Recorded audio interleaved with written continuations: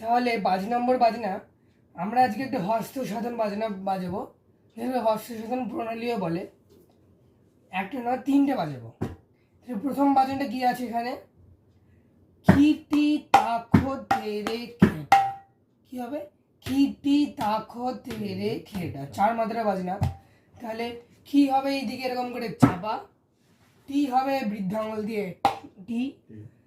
খিটি তাখো, যেটা আমি আগে একটা দাখো দাখো বাজনাতে শিখেছিলাম, না মানে খিটি তাখো, কি হবে চাপা, টি বৃদ্ধাঙ্গুলে, আর এখানে চাপা 4 আঙুলে, ও এইদিকে চাপা, আর এইদিকে তেরে খেটা। কি হলো জিনিসটা? টি টি তাখো তেরে খেটা, টি তাখো তেরে খেটা।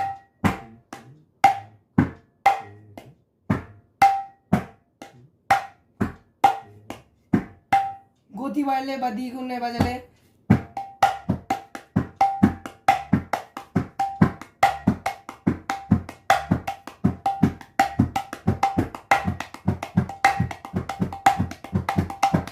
আরো গতি বাড়ালে যে এরকম শুনতে লাগবে, যে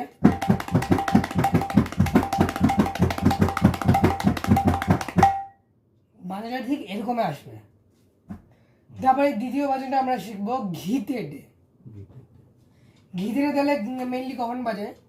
যখন কোনো কীর্তনে আরম্ভ হয়, যখন ধীর গতিতে কীর্তনটা শুরু হয়, তখন আমরা বাজাই। তাহলে কোথা থেকে আসছে? ঘি থেকে থেকে। তাহলে ঘি কেমন? যেমন ঘি দেখেছি, ঘি চাবা, ঘি হবে খোলা। তাহলে কি হবে? খোলা ঘি, তে তে তে মানে তে তে মানে তো আমরা জানি তে, তে মানে এরকম হবে।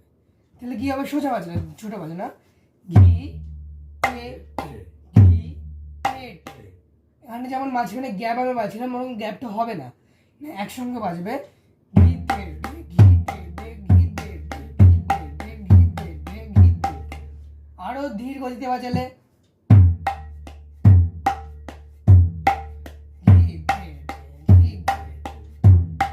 গতিতে বাজালে, আর গুরু গুরু যখন এটা আমরা যখন আরো বেশি স্পিডে বাজাবো,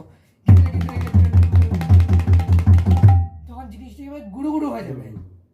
তাহলে আমরা কেন যখন গতিতে বাজবে তখন আপনাকে কি বলবো? গুরু গুরু গুরু গুরু। তাহলে কেমন হবে?